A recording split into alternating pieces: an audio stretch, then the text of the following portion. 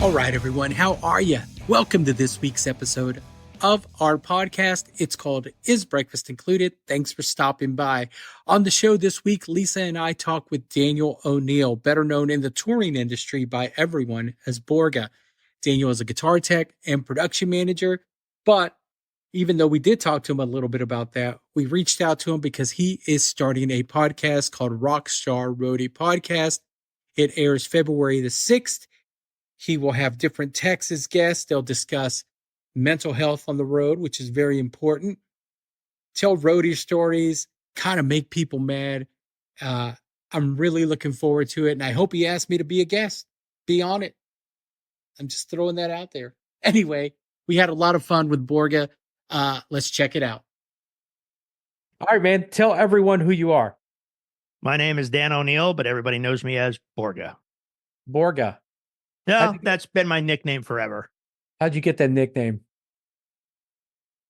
So this is a story.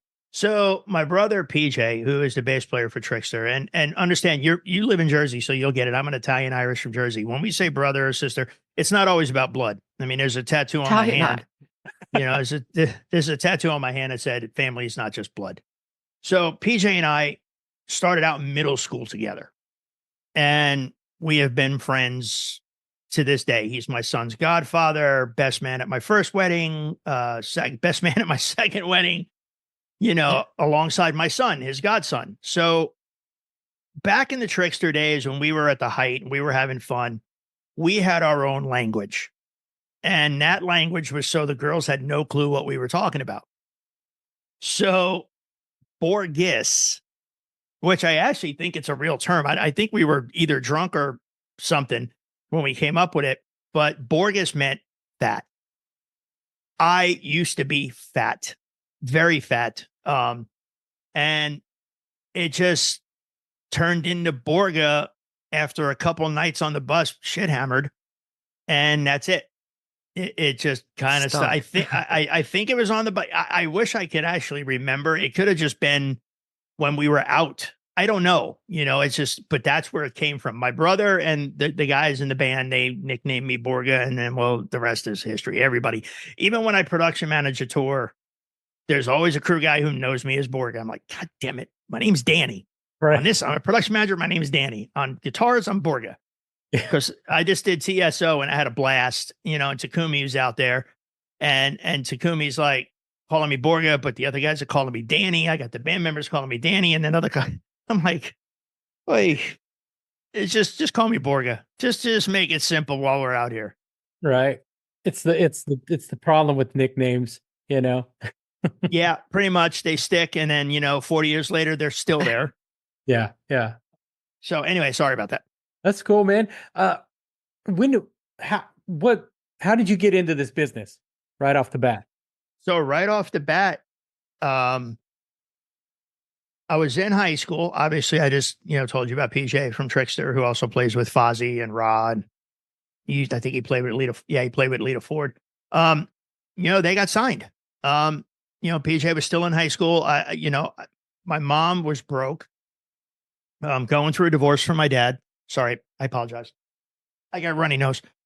And I needed to work. So we got snow in Tennessee. Go figure. But so I was working at a studio in, man, where was it? It was in Jersey. It was, you know, because like I told you guys, you're in Jersey City. I was born in Jersey City, then moved to Ridgefield when I was like 11. So I want to say it wasn't Englewood, Ridgewood. I think it was Ridgewood. I was working in a studio, and a band was coming in, and they're like, you know, help them set up and all this stuff. They really didn't have a crew. They had a monitor engineer who, which is funny, I'm still friends with to this day. And so I'm helping them set up and all this stuff like that, you know, and the guys are showing me how they like their stuff. And I'm like, well, I'm just the studio guy. I get your microphones and clean up the room, you know, but whatever. So like through the first day, the tour manager, I remember him, unfortunately, he's passed away. His name was Scal Lorette. And he came out and he's like, hey, what are you doing for the next like couple months? I'm like, working here. He's like, you want to come on tour with us? I'm like, and in the back of my head, if I went, well, what the hell do you mean? It would have been like, you're not like a seasoned guy. You know what I mean? It's just like you sit there. So basically, instantly I said, sure, why not? I just got to call and check with the family, make sure everything's good. Meanwhile, I have to call mommy and say, hey, can I go on tour? And he's like, well, it pays $1,500 a week. And back of my head lit up like a Christmas tree because I was making like a whole whopping $70 a week working at the studio, and here we are, my mom's going through a divorce, money's tight, yada, yada. So I called my mother and I said, hey, I got this offer to go out on the road with these guys. And meanwhile, I had been doing stuff with PJ's other band, band before Trickster, Prisoner. My buddies were in Hades and another buddies were in Nonfiction. So I was doing all local work. And so I knew the gist of everything, which was no big deal. And I was, 17 at the time. I had a goatee. No one really asked me for ID. I swear to God, the whole tour, they never asked me for ID, by the way. We went to Canada and everything, and no one asked me for flipping ID. It was hysterical. That's when you could get away with that and do that. But so it turned, so he tells me, it's $1,500 a week. Well, we'll give you $20 a day per diem. You're going to room with the monitor engineer, yada, yada. I said, okay, well, what do you need me to do? He's like, well, you're going to do all the backline. I'm like, okay. So I said, well, you go to dinner. I said, you guys go. They were, what's that? Just all of it. Just everything. just all of it. I'm like, no shit, I do it anyway. Right. For like $20 a show and a case of beer. So what the hell? And so I'm like, all right, you guys go to dinner. I'll let you know as soon as you get back. So I call my mom. I tell her the whole thing. She's like, well, as long as you promise to go back to school and get your GED. I said, I promise. We'll get back to that here in a minute. So actually I'll tell you right now, I kept my promise. I went back to high school 20 years later and got my GED. So good for you. That's awesome. I went and did that because I kept my word. But so anyway, they leave. I go down to the corner gas station and buy like 4 single, those single notebooks, spiral notebooks that you had in school. Mm-hmm. I buy, and they're out to dinner. So I come back, I'm drawing I'm standing at every guitar player's position. I'm drawing exactly everything. I'm drawing the pedals. I'm drawing the settings, the whole 9 yards. I go to the keyboards. I do the same thing. And I remember the drummer's name was Brock Avery. And they had one of the first playback systems. I mean, it was horrible. It was absolutely horrible. But I wrote down all the settings and everything. And, I had a notebook for each guy. So I was covered. So they came back and I'm like, by the way, what's the band's name? And they're like, oh, it's Modern English. Mm. I'm like, I went, who? I'm this long-haired metal guy. Yeah. Going, who? I stopped the world and met with you. And then they started playing. I'm like, oh, it's that damn song I hear on the radio. Oh, man. I was listening to Z100 in New York, and all I hear is I stopped the world and met with you. I'm like, God. Still. So yeah, that's how I basically started. So fast forward, we go out on this tour. We're doing, really big venues, and it's sponsored by Maxwell House Coffee and Marlboro Cigarettes. We're all on one bus. The guys are from the UK. They were nice guys, except for the guitar player who I got my revenge at the last show. And, I come home and then PJ calls me. I'm home for like a week and PJ calls me and goes, what are you doing? I said, oh, nothing. He goes, well, we're about to start up and it's about time you're my bass tech again. So I, okay. He goes, let's get on the bus and go do the Scorpions tour. I said, okay. And literally everything else is history. Yeah. That's how it happens. It happens fast, right? It used to happen fast. Yeah. Now we can get into local crews later. Yeah. I need to wrap my head around that whole friggin' train wreck. But yeah, so that back then it happened fast. If the band was signed, the money was there, you were gone. And that's back in the days when, this Bernie tour support, you had all the backing support you needed. So the bands thrived, they flourished. Yeah. Now there's no such thing as tour support. You got to figure out where the money's coming from just to actually have a tour sometimes. Yeah. Wait for those deposits from the promoter and all that stuff like that just to book everything you need. Yeah. Yeah. I came in on the tail end of what they would call the heyday. But yeah, so I've been in those positions. That's why Cats, we stick around long with a band. I always Lisa can attest. I say, stick with the devil, 100%. 100%. I'm a lifer. I'm a guy if I'm with the band, I'm going to stick it through until it's time to go. And I've been very blessed in my career to see when that time was coming and go. I've seen the writing on the wall. I've been with enough bands to know that, well, you'll be painting garages next week. I'll still be on tour. Yeah. So it's time to move on. Yeah. Yeah. You ever had a nightmare gig? Yeah. So I was with, this one is interesting as it could be. I've never done a gig like this. And I've done some really messed up gigs. So I'm with the All-American Rejects. And this was many years ago. And I think it was Singapore. Yeah, it was Singapore. And we go to set up and we show up to this parking lot. And we think it's an outside show, okay. No, the show was on top of shipping containers in a parking lot, literally on top of shipping containers that they put together in a parking lot with a bamboo roof. And it rained and it blew out my gear. So I'm having to take US Power stuff plugged in the, Edison US Power with whatever we had because they didn't have anything that matched our stuff. Yeah. To make the guitar player's rig work, which I finally did it. But if you were to look at it, I would have had OSHA and every electrician on the planet stab me because it shouldn't have worked, but it did. I was triple tapping off of everything in the Furman I could possibly triple tap off of. Yeah. And fit a block in there. I'm like, holy crap. I mean, that's just one of many. I mean, back in the day when we were doing Accept, me and my buddy Donnie Floyd were doing Accept years. I mean, I think it was their retirement tour number 2 or 3 or whatever. But we were in Germany and we were playing all the places that were just, well, I'll say it, shitholes. But there was a couple cool ones too, like the Sub Factory, where they actually made the German war subs, but it's in this cavern. Yep. And it's, have you ever done it? Yeah, I've done the Sub Factory. Oh, dude, the Sub Factory is awesome. I mean, the guy took me downstairs. I'm like, this is cool, but I'm going to die. So we need to go. Yeah. You'll never see me again. But, when you're trying to, there's no showers. There's a hole in the ground to take a dump.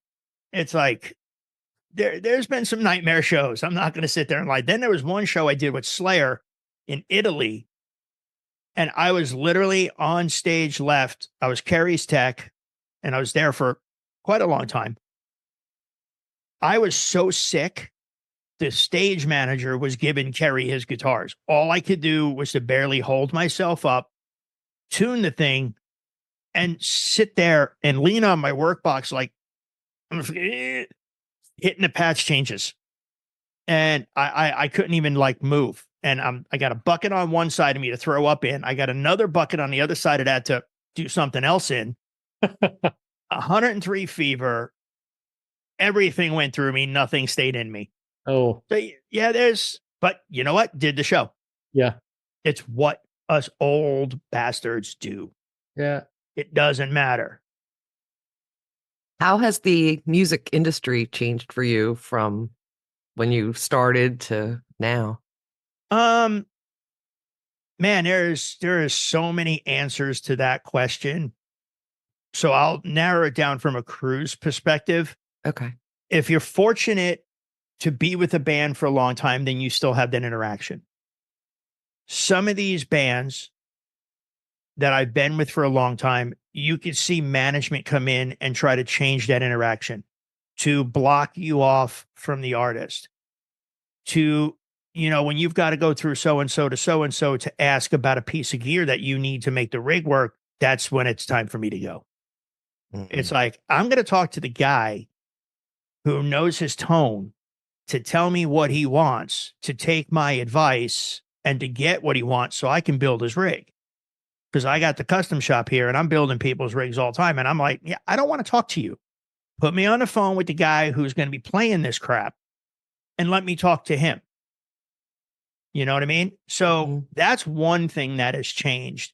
The other thing that has changed, and I am so sad to say this, but it has to be said. And when we do my podcast, you will notice there is zero filter on me. So I'm being real nice. No, man, be as honest as you want to be on this. Bring it on. The state of people who want to tour nowadays is that of air of arrogance, that of cockiness. And I have gotten more calls to fix their screw ups. They're my godsend, but I feel bad because they're making me a crap ton of money because I'm fixing their stupidity. But management has got to stop hiring the low dollar guys and stick with the guys who know what the hell they're doing. And that's just a sad state of our industry nowadays because there are these new kids coming in, and bless them for going to these schools that they go to, which teach you nothing. I am almost 60 and I will beat and whoop a 17-year-old's ass loading a truck. Now, I'm going to pay for it the next morning with, Ben Gay and CBD cream and knee braces, but I will whoop their ass loading a truck any day of the week. Bet me, I'm in. They whine, they complain, they bitch, they piss, they moan. It's like, are you kidding me? I had one kid a couple years ago bitching that he couldn't find the bus stock list. And I threw a loaf of bread at him on the bus and said, shut the fuck up. He goes, whoa, what was that for? I said, dude, do you realize I used to get $20 a day per diem, had to go to the gas station or go into the truck stop, buy what I wanted, write my name all over everything and stick it in the fridge. We didn't get bus stock. We didn't get after show food. That is, be very, very grateful that you get that. Yeah. Because there are managements and bands who can go, I don't want to pay for that. Why am I giving them $50 a day, $30, $40, $50 a day per diem to eat plus catering? And then why do I got to buy them after show food? Why do I got to buy them their fruit coffee for the bus? Why do I got to buy them their friggin' special olives? And shut the fuck up. Oat milk. Oat milk. You want your oat milk? You want your almond milk? You want your vanilla latte flock, whatever the hell it is. Then go to the store and buy it. Be grateful. All of these guys, and I guess the word, I just figured it out because I'm slow sometimes. They're self-entitled. Yeah. Where guys like you and me, I'm still grateful. I really am. And I say thank you to management all the time. I say thank you to my tour managers all the time. Even if I'm whatever position I'm in, I say thank you. Yeah. These kids, they're ungrateful little wretches. Not all of them, but there are some of them. No, I agree with you. I've been on the road with, I always say I have not been doing this as long as is you or some cats, but I think coming into this, I was always so respectful of my elders or the cats that had been there. And that's how I learned. But I've been on, well, you know what I mean. But I've been on the road with cats that we're playing nice arenas and they walk in like it's a shithole. Right. And I'm like, this is, the load-in might have been a bit bumpy or the union guy might have pissed you off, but we're at MSG, man. Like you this is a privilege for us to be here. That's 100%. the way I think, That's history. That's flipping history. You play the Forum in LA. That's history. MSG. That's history. Thank God. What was? Oh God, the Philadelphia Spectrum. That was history. But thank God that's gone. I hated that place. But yeah, you're going to deal with people who are in pissy moods. You're going to deal with all of this crap. Just deal with it, man. Yeah. Do your gig. Let the production manager who has to do everything, let the stage manager who has to do and deal with everything and everyone, let them worry about that shit. Your guitars, stay in your world. Your bass, drums, stay in your flipping worlds and shut your pie hole. Yeah, right. Be grateful you have a job because I'm going to tell you right now, there are guys who are almost as good as me. Just kidding. That aren't working. They're not working. Yeah. They don't have jobs. There are guys during the pandemic who lost their homes and have still not recovered. My wife and I lost everything. We fought tooth and nail, scrimped wherever we could just to keep a roof over mine and my kid's head during the pandemic. And I am grateful that I have work. People are not, they've forgotten how to be grateful. Yeah, I agree. What advice would you give to someone new in the industry? To go back to school. Specifically, about maintaining their mental health while they're on the road. Man, that's a good question. Because, obviously I can never answer one of your questions without a lead up story. So prior to the pandemic, I was with the band for a very long time. We're talking 16 plus years. And I unfortunately fell into the trap of being comfortable. With being comfortable comes compliance. You take what's given to you. In other words, and it's not with just that band. It's with a lot of bands. There was a period of my life, probably the last 10 years, up until the pandemic. Let's preface it that at the pandemic, my life changed, and we can get into that. But prior to the pandemic, for about 10 years, I literally was a whipping boy. I lost my give a shits. I know I had a family. I know how to feed the family. I know how to support the family. So I just took whatever was thrown at me, and I took the shit that came with it. I became complicit. My mental health slowly deteriorated. I basically let people shit on me. And I took it. Why? Because I had to put food on the table. I had to keep a roof over the head. That was more important to me. It's the one thing my mom and dad taught me, and they're not here anymore, but they taught me to always take care of the family. And that was my biggest thing, was taking care of the family. And you're from Jersey, so it's an Italian, Irish thing. You've got to take care of the family no matter what. But my mental health suffered. And I don't know really the best advice I can give people, but if I look back on it now, being the state of mind I'm in now, it ain't worth it. The job isn't worth it. You've got to listen. We're going to have problems at home when we're on the road. We're going to miss graduations. We're going to miss weddings. We're going to miss a whole lot of shit. Birthdays, you name it, we're going to miss it. Holidays, we're going to miss it. This is the first time. This past December was the first time in my second time. First time was with Cyndi Lauper when we got stuck in Japan. But I missed Christmas. I missed Christmas with my family for the first time since my children have been born. And it bummed me out. But I knew what I was doing by providing for the family was the right thing to do. If you're going to go into this career, into this job, and I don't look at it as a job anymore, I look at it as my career. I'm proud of what I've done. I'm proud of the things I've built. I'm proud of the shows I've put on. I am proud every night when I watch a child in the audience smile and have a good time. To me, that's a successful show. I don't care if the show is shitty. As long as that kid is having fun or that person is having fun. Rob Thomas, I was with Rob for a very long time. And Rob used to say something every night because he meant it. But the first night he said it, it stuck with me. And what he said was, he is there to facilitate. He is the facilitator of their good time. People work hard, deal with a lot of bullshit outside of the venue doors. Everything going on. And I don't talk politics or religion, but you know what I'm talking about. All the crap going on. Everything. They spend their hard-earned money when the economy sucks to pay for tickets, to pay for parking, to probably pay for babysitters, to pay for dinner. He is there just to give them 2 hours to forget about all that shit.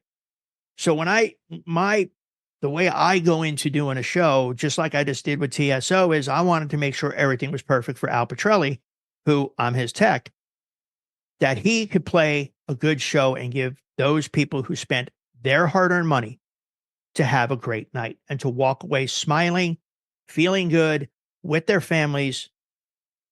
That was what I started to realize, and I guess this maybe will answer your question from me on the advice I can give. Enjoy what you do. Don't make it your obsession.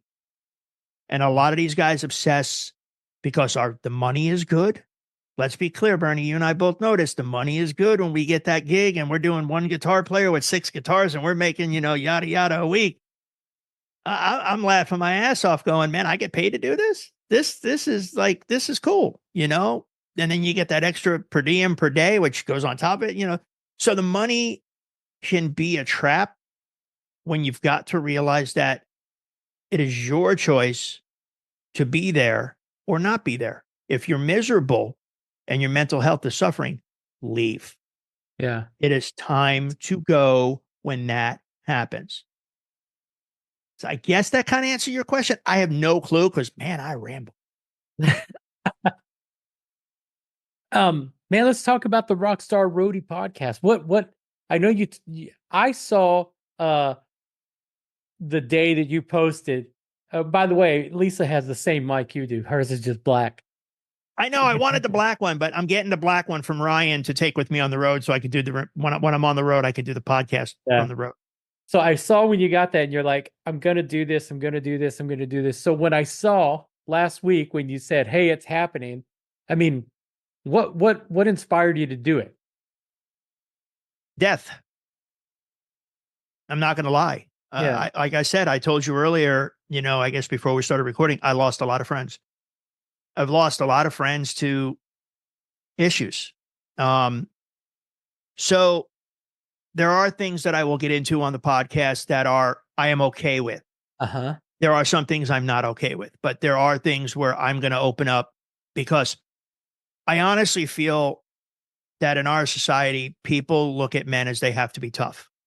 They look at men, they have to be tough. And some guys feel if they open up, they feel emasculated. I am okay with feeling emasculated because I'm married to a hot woman. I got amazing children. I'm pretty damn stellar looking for my age. And I'm very happy in my life. But I feel people need to hear what? Yeah. Dude, I lost 100 pounds, 125 total during the pandemic. So wow. Diabetes, hypothyroidism, and that'll do that to you. Yeah. But so anyway, I'm okay with opening up. I'm the guy who cries at pet adoption commercials. I'm the guy who will tear up seeing a dog being rescued. I love my dogs. Now that we're empty nesters now, so all I've got is my dogs, and But what really, go back to your question is what really was the catalyst for the podcast, and it's been in my mind since I got that microphone from Ryan, at which I wanted to do it then. I wasn't ready. I've been in therapy. I've had the same therapist now since the pandemic, since mid-pandemic.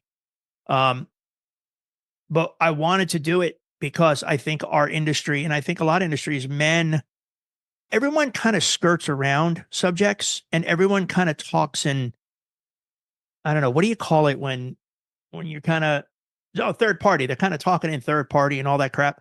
Listen, for me, it's real, it's raw, and it's unfucking filtered. I'm sorry if you like it. If you don't like it, I don't care. But I'm not here to sugarcoat. I raised my children being honest with them. And my children are awesome. My 18-year-old is out on her own and she's thriving.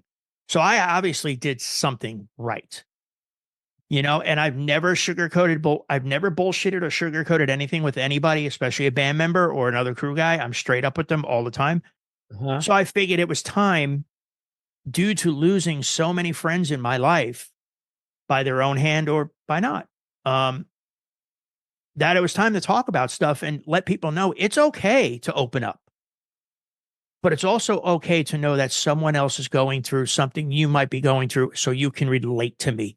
Yeah, sure. Definitely. Being able to relate to someone lets you open up a little bit better, even if it's for a good cry, even if it's for a good yell, or if it's to just listen.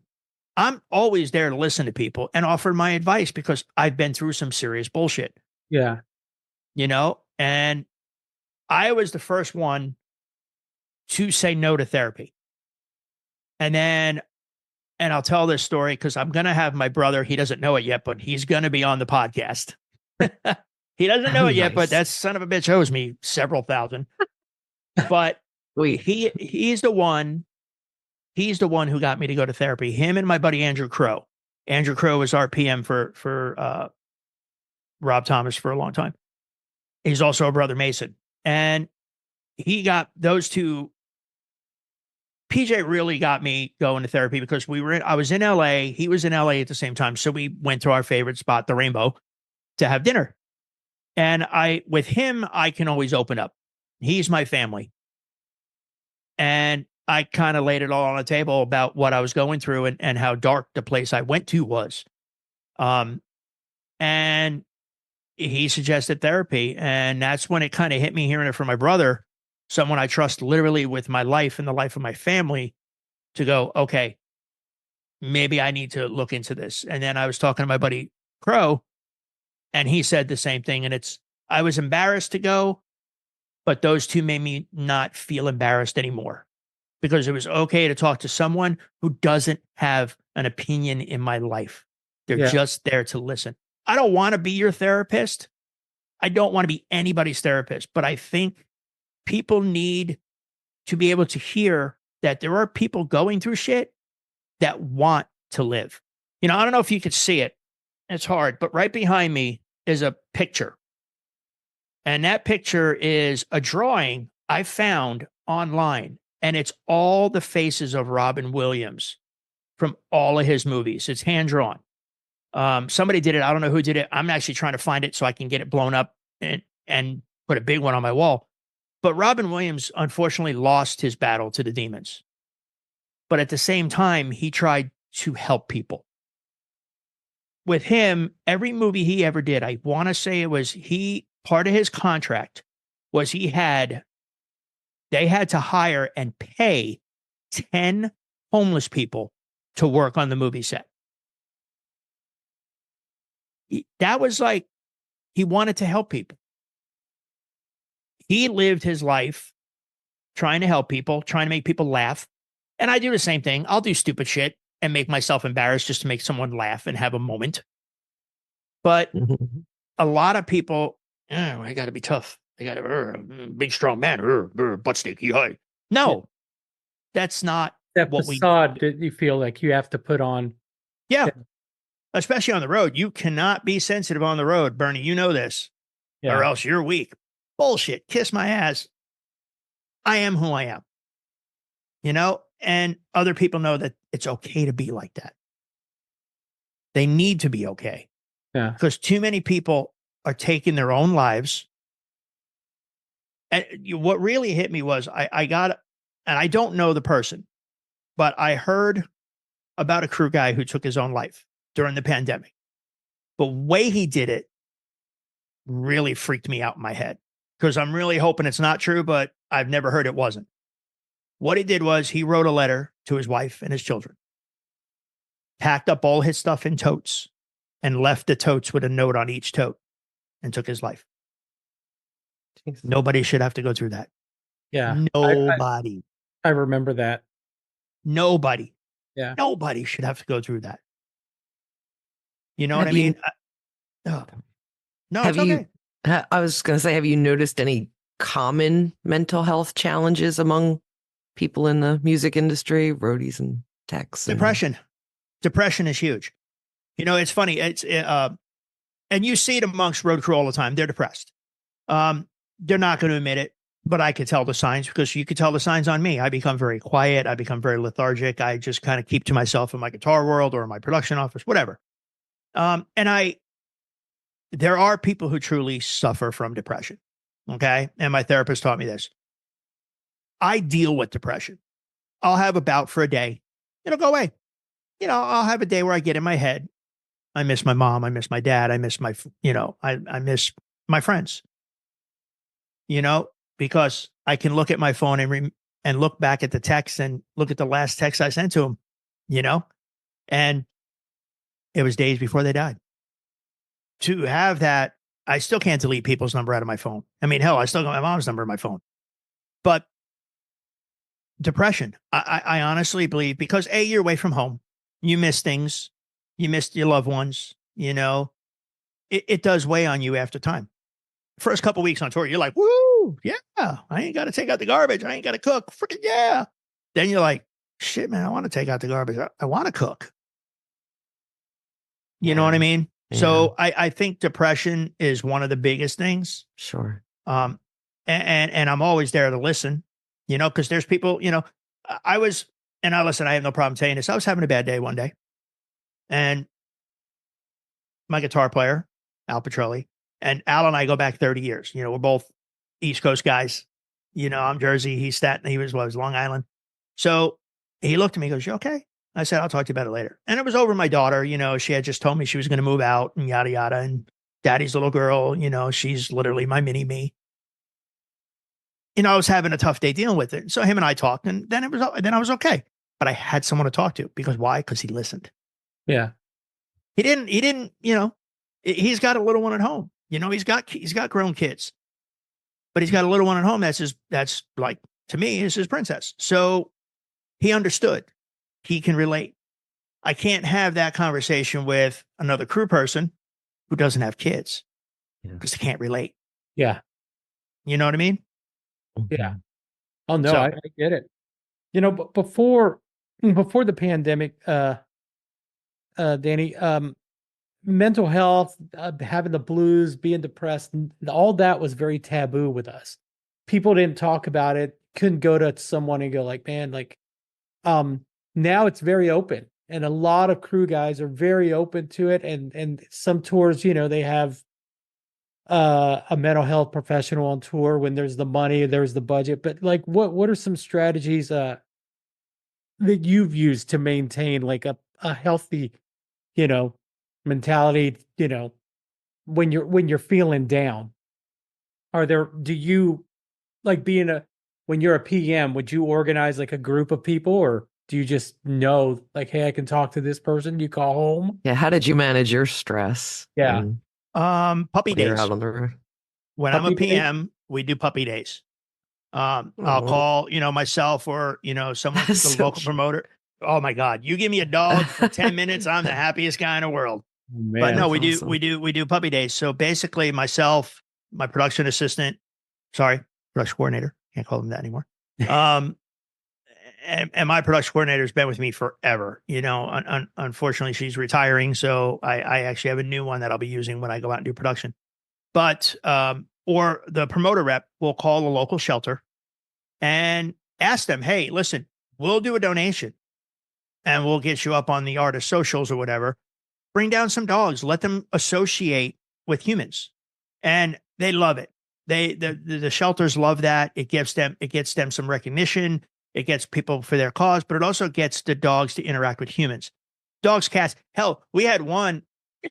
I have a picture of it somewhere. They brought a pig. That's a fantastic idea. That's It really so good. is.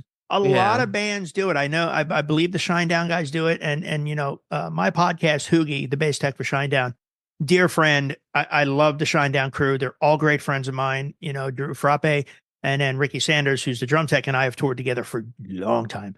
They're great guys. They have puppy days. You know, we had what was it, on TSO? We actually had Santa Claus come in, but they brought 2 llamas, which was awesome. And there's a picture of me and Takumi and a bunch of us. I'll have to find it and send it to you, Bernie, but there's a picture of us with the llamas and Santa, you know, and it's doing little fun things like on TSO. You know, it's kind of the holiday. You kind of get a little bit bluesy from being away from home. You miss Thanksgiving, you miss Christmas, you know, you're flying home on New Year's Eve. You know, you kind of just do things to have fun, and you know, you do a lot of breaking of the balls, which is, you know, us East Coasters, we do it really well. But Annie, our production, I torture my drum tech. oh my God, it's so much fun, right? It's so much fun just to break, especially if you've got the accent from home. Yeah. It just makes it more fun. And what's funny is I lost my accent over the years, but being out with Petrelli for like, and a couple of the other crew for TSO, they're all New Yorkers. So my accent, my wife's like, what the hell happened? I went, what? She goes, your accent's back. And I went, yeah, well, you know, I'm out with a bunch of us. Yeah. So, but you choose to have fun in some way out there.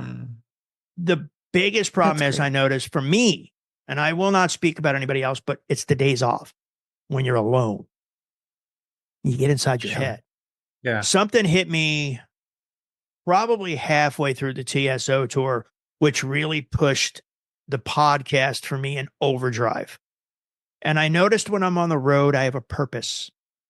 I set up, sound check, do 2 shows, break it all down, go to the bus, eat my salad, go to bed, right? That's my day. Bernie, you know this. You have a purpose. Every day, you have something to do. What are you doing on your day off? Well, I'm going to go get some food. I'm going to go get some midday. You have a purpose. At home, you ain't got no purpose. You get lost in your head. Start wondering, start pondering those moments of life. What about this? For me, I can only speak about me. I can't speak about you guys. I can't speak about any other crew guy, what they're going through. But for me, I'm an empty nester now. I don't have my daughter or my son running around the house. It's what is my purpose now that my children are grown? Yeah. What is my purpose now? Well, I took up cooking. I've always loved to cook. I bought the Hexclad pots because I wanted them and because I've been cooking ever since I got home and I love it. But you have to find a purpose. It's just like, I forget that movie. Maybe you remember, what the hell was it? I found The Jerk. Oh, she touched my special purpose. Well, you have to find your freaking purpose. But the problem is some guys can't. They get lost. Yeah. I was lost for a very long friggin' time. And I'm not ashamed of it. I don't feel emasculated by it. I'm not embarrassed about it. If you're going to sit there and tell me you're better than me because of it, kiss my ass. Because I don't care who you are. I had an argument. I don't want to say it's an argument when it's online, but when I posted about the podcast, a friend of mine chimed in about something, and I forget how the conversation went. And he goes, well, what if an artist asked you to do this? And I said, well, 9 times out of 10, the first time I meet someone I work for, they're always going to have a line. Let me ask you a question. Always, right, Bernie? Yep. They're always going to say, let me ask you a question. Why are you going to ask me a question to ask me a question? Number one. But I always retort back, well, hang on a second. Let me ask you a question. And they're always like, whoa, what the hell is he stopping me for? And I ask them, you want the answer you pay me for, or do you want the truth? Because if you want the one you pay me for, please hire somebody else. Yeah. I am not an ass kisser. I am not your yes man. And I have said it to many artists, and I'm still with some of those artists today. Yeah. I think I've this to Lisa. When my guy, he'll ask me something, and I always say, are we talking as friends or are we talking as boss and employee? Exactly. And there is, and a lot of guys cannot find that line. They do not know, okay, it's a show day. Well, guess what? That's the boss. What? Boss texts me on a day off? That's my friend. Yeah. The days are long gone for me of the days of like Trickster. We're all brothers. We're all in it together. We all hung out on a daily basis. We all goofed around together, did stupid shit together. Those days are long gone. Now it's a business, and you have to deal with business, and you can't cross the line. There you have it. How do you, go ahead. No. Ladies first. I was just going to say that's really a good way to like have respect with the person. Just understand that, the way. You have to. You have to set the boundary, or else what's going to happen? You become a whipping boy. End of discussion. I can't and won't say the name of the artist I said it to recently, but now, the first day I met him, we've now have the boundary set and we get along just fine. Yeah. So if you don't set your boundary, and to me, that question is my boundary. It's that simple. That's my boundary. Respect it. How long I know your boundary. How long did it take you to start setting that boundary? Funniest thing is, like I said, I used to set it a long time ago. Then, like I told you, something happened. And I became the whipping boy. Yeah. Then the pandemic hit. So the pandemic hit, I took ill. I had to have surgery. I have all new teeth because of it. That's one of the things I won't get into, but it was an illness. Then I was healing from that. I was getting really good. I was at the point where everything was okay. And then I almost lost my right foot. And I got out of bed one day, man, my foot hurt really bad. Made no sense. Went to the doctor. There was a red spot. So you have, on your foot, you have that pinky toe, and then you got that useless, stupid toe right next to it, which I don't know what the hell it does. I can't even wiggle it. But I had an infection in the webbing right between it. Little crack, dry skin, little crack, got an infection. So my doctor didn't see the crack. So she automatically, and actually her misdiagnosis saved my foot. So she diagnosed me with, what's that foot thing? Gout, right? Uh-huh. So for gout, you get a shot of a steroid, prednisone. You get a shot. So she gave me a shot of prednisone. Within 24 hours, my foot ballooned up, and I have pictures. So one day I might share them with you, but it ballooned up, and then a dot appeared, maybe half the size of a dime, appeared between those two toes. I took a picture of it, texted to her. She goes, call you in 5 minutes. She called me back 5 minutes later. She's like, get to Williamson Medical Center. They have a room waiting for you, and the podiatrist, foot surgeon, will be in to see you as soon as you get there. Get there, yada, yada. Turns out I had diabetic cellulitis, and it was an infection that was creeping towards my foot bone. And if it would have reached the bone, they would have had to take my foot. Now, keep in mind, I did not know I was a diabetic. Oh, that was your first time. That was my first time finding out in a hospital bed, which, by the way, my wife said I was not a good patient, but I don't remember anything. I was completely cuckoo. But they took my A1C. What's that? We know a few of those. Yeah. My A1C was 13.9. Oh, God. A human's A1C should be 5 to 6. yeah. So needless to say, it was bad. So they had me in the hospital. Yeah. And my foot was getting worse. It was, it went from that little half dime to a big black spot with a white spot in the middle. I thought I got a spider bite or something. I don't know. It looked like a spider bite, like one of them weird ones. And so they take me in. I don't remember being drugged, but I was out cold, woke up, and my foot was fixed, So, then I have to start seeing diabetic doctor. What is it called? An endocrinologist. I see her now once every 3 months. My A1C is down to 6. Diabetes is totally under control. I wear a, Dexcom sensor, and I live by that. But I forgot where we were going with this and where it started because it happens with me. But where do we start?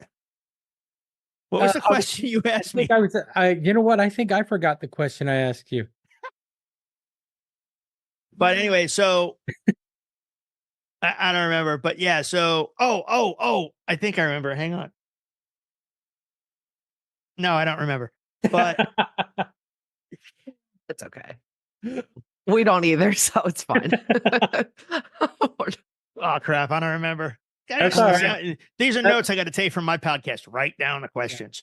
But yeah, so it was life changing. Yeah. Oh, I think I remember. So I had to change my life. So when I remember now. I got it. So it was where the respect line. Okay. So I went, when I kind of sat for about 2 weeks, and I went, roadies wear black. And I always say I went to this place blacker than black. Mm-hmm. I mean, it was, Satan would have been scared of the shit that I was going through in my head. If I would have lost my foot, my career was over. What am I going to do from there? Yada, yada. Needless to say, I reached out to Music Health Alliance. My buddy Keith Hoagland, who is Slash's LD now. At the time, he was with another artist who he's not with anymore. But his wife, Colleen Hoagland, was part of Music Health Alliance. I had no insurance, none. So I had just gone through a major medical thing prior to this. Then I go through the foot thing. A little bit of time passes. I'm in my head deep. I got bill collectors calling. I got bills showing up in the mail. Bill collectors calling on a daily basis. And we're in a pandemic. I got no money. Government was no, help for us, yada, yada. But so my head has just gone to this deep, dark well of, well, and I'll just put it this way. I was worth more to my family dead than I was alive. Wow. Plain and simple. So obviously I'm here. I didn't do it, but that's part of your thinking when you're not thinking right. So I reached out.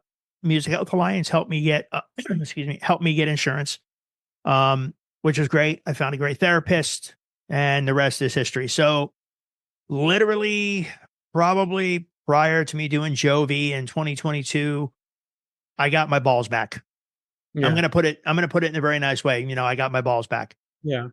I found my manhood, as Adam Sandler would say. And I was just like, you know what? This job almost killed me.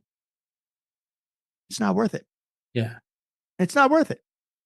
And that's when I set the respect line. I set the boundary line of, listen, I'm going to bust my ass for you, but you're not going to treat me like a piece of shit. Yeah. Which I have watched artists, and some of them have done it to me, treating me like shit. Yeah. Spit on you, throw shit at you, whatever. Thanks. And I've gone back at people and told them to go fuck themselves. And I still was working for them, but they were nicer to me. But you have to set the boundary. Yeah. If you don't, you're just, as Mel Brooks would say, you're just a piss boy. What's the response from other cats like us, like other roadies been like? How many people have reached out to you and said, I want to talk to you on your podcast? Holy crap, dude. Shocked the shit out of me. So I put up the Facebook page thinking, a couple of my friends will join. We're at over 400 right now. Right on. In less than 3 days.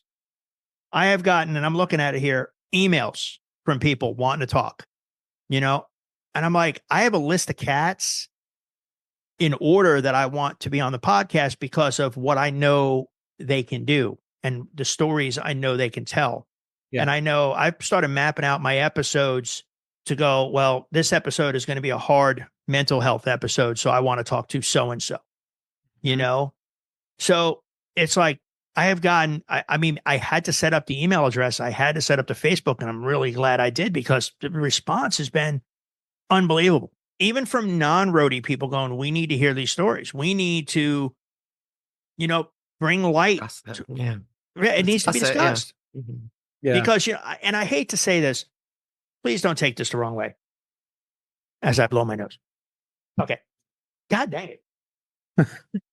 Anytime someone commits suicide, a celebrity, it's all you hear about. Celebrity dies of natural causes, all you ever hear about. What about us?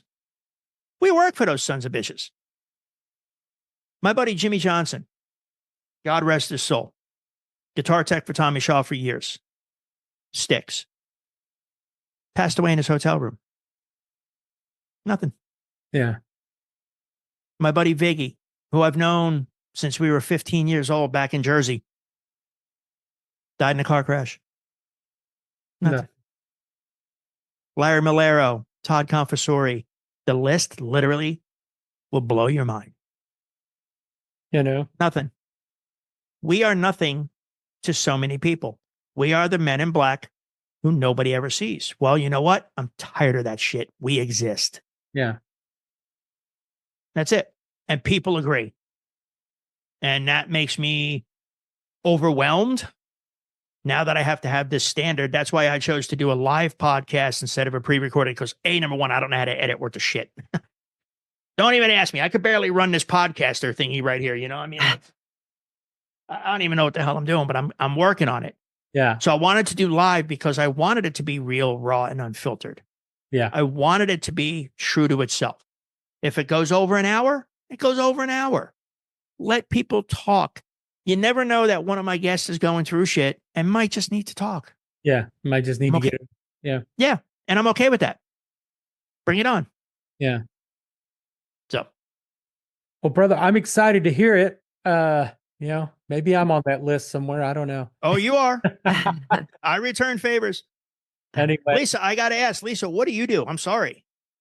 I work for a company. I do quality assurance for internet company Okay, right on. that's fix websites. It's really boring. And then I do this podcast, No, which this is is the awesome. fun part. Yeah. Yeah. Yeah. Okay. Yeah, we started Yeah. this 21, March of 21, and unlike you, we were very unprepared. We Oh, did no. I'm unprepared, brother. We Trust me, did I it. don't know what I'm doing. we did an episode, released it, and we're like, oh shit, we got to do another one now.